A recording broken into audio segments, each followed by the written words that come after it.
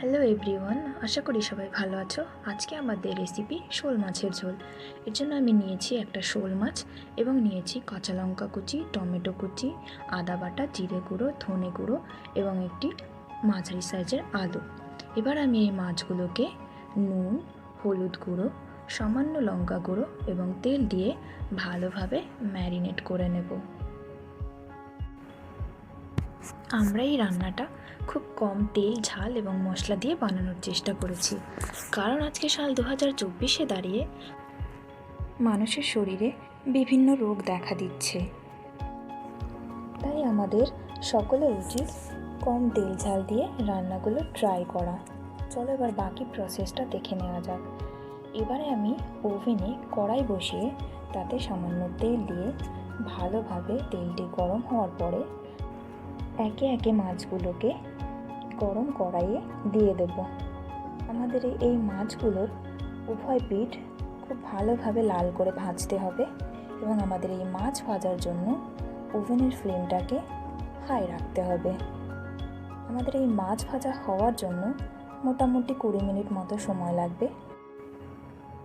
যখন আমরা দেখব মাছগুলো হালকা লাল হয়ে এসেছে, তখন আমরা বুঝবো যে মাছগুলো ভাজা হয়ে গেছে। এবার আমরা একে একে মাছগুলোকে তুলে নেব। এবার আমরা কড়াইয়ে সামান্য তেল দিয়ে আগে থেকে কেটে রাখা আলুগুলোকে ভালোভাবে লাল করে ভেজে নেব। আলু মোটামুটি ভাজা হতে 5 থেকে 6 মিনিট টাইম নেবে। এবারে আমরা কড়াইয়ে থেকে যাওয়া তেলের মধ্যে কয়েক টুকরো দারচিনি, তেজপাতা এবং গোটা জিরে দিয়ে সেগুলোকে কিছু সময় নাড়িয়ে ভালোভাবে ভেজে নেব। কিছুক্ষণ এগুলোকে ভেজে নেওয়ার পরে এর মধ্যে আমরা দিয়ে দেব আগে থেকে কুচিয়ে রাখা টমেটো কুচি। টমেটো কুচিগুলোকে দিয়ে দেওয়ার পরে আমরা সামান্য নুন দিয়ে এই টমেটো কুচিগুলোকে মিডিয়াম আঁচে ভালোভাবে ভাজতে থাকবো। কড়াইয়ে দিয়ে দেওয়া টমেটোগুলোকে আমাদেরকে ততক্ষণ পর্যন্ত ভাজতে হবে যতক্ষণ না পর্যন্ত টমেটোর কালার হালকা বাদামি রঙের হয়। আমাদের এই টমেটোগুলোকে হালকা বাদামি করে ভেজে নেওয়ার জন্য 5 মিনিট মতো সময় লাগবে। আমরা এই টমেটো কুচিগুলোকে কড়াইয়ে কিছুক্ষণ ভালোভাবে ভাজা হওয়ার জন্য রেখে দেব। টমেটো কুচিগুলো ভাজা হয়ে গেলে এবার আমরা এর মধ্যে দিয়ে দেব হাফ চা চামচ মতো আদা বাটা।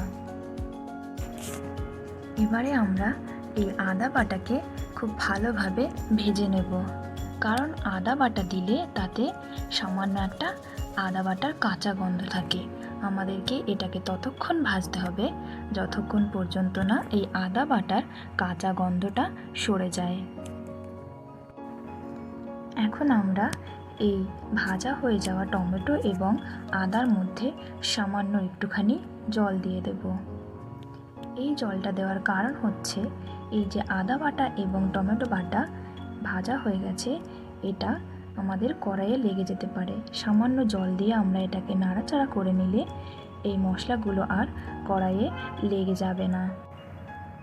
এবারে আমরা এর মধ্যে অল্প একটুখানি হলুদ গুঁড়ো দিয়ে ভালোভাবে সেটাকে নাড়িয়ে নেব।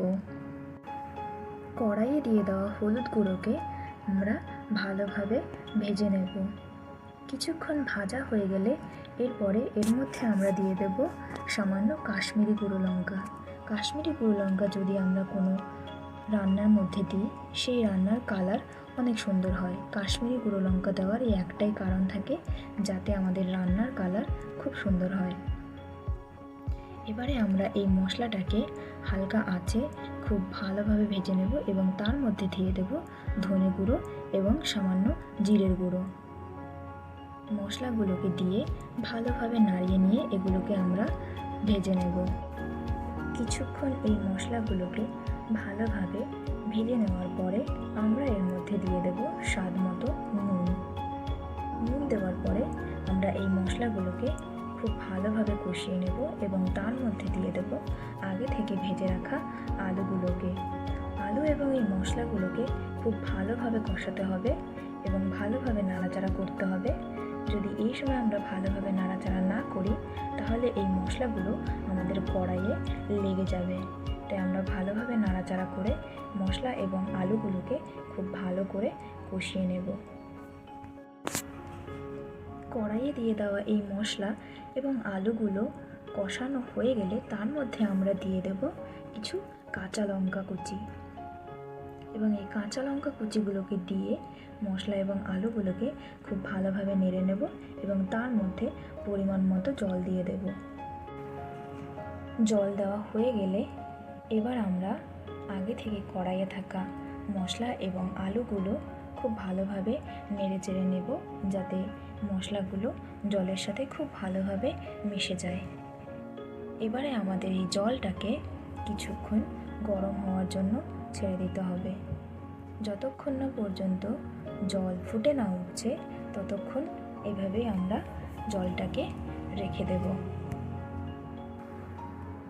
এবারে আমরা এই ফুটে ওঠা জলের মধ্যে আগে থেকে ভেজে রাখা মাছগুলোকে একে একে দিয়ে দেব। মাছগুলো দেওয়ার সময় আমাদের খুব সাবধানে দিতে হবে এবং খেয়াল রাখতে হবে যাতে মাছগুলো কোনোভাবেই ভেঙে না যায়। মাছগুলো যখন একে একে সব দেওয়া হয়ে যাবে তখন আমরা এটাকে মিডিয়াম আঁচে 15 মিনিট মতো ভালো করে রান্না করে নেব।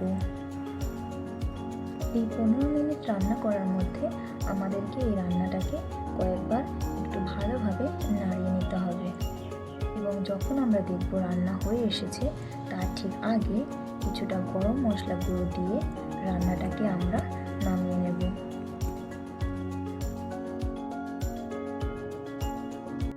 ফাইনালি আমাদের রেসিপি তৈরি হয়ে গেল।